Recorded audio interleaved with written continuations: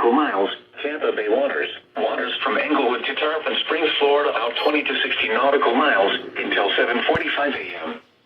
At 6:52 a.m., severe thunderstorms capable of producing waterspouts were located along a line extending from 36 nautical miles west of Lake Marquis to 55 nautical miles west of Ennis Inlet, moving northeast at 40 knots.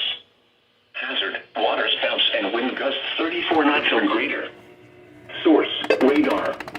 Impact: waterspouts can quickly form and capsize boats, damage vessels, and create suddenly higher waves.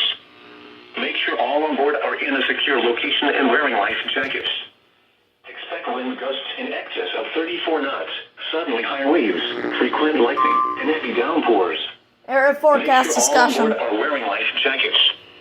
Locations impacted include D5 Reef, Manatee Nearshore Reef, D2 Reef, Longboat Key, M4 Reef, MD1 Reef, Siesta Key, M7 Reef, Anna Maria Island, Treasure Island Reef, M8 Reef, Big Sarasota Pass, Southwest Channel, St. Pete Beach Reef, D6 Reef, M5 Reef, M1 Reef, MD4 Reef, Manatee 1 Mile Reef, and Manatee 3 Mile South Reef. A tornado watch remains in effect until 10 a.m. for west central Florida.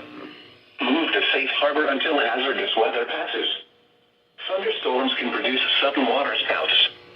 Waterspouts can easily overturn boats and create locally hazardous seas. Seek safe harbor immediately.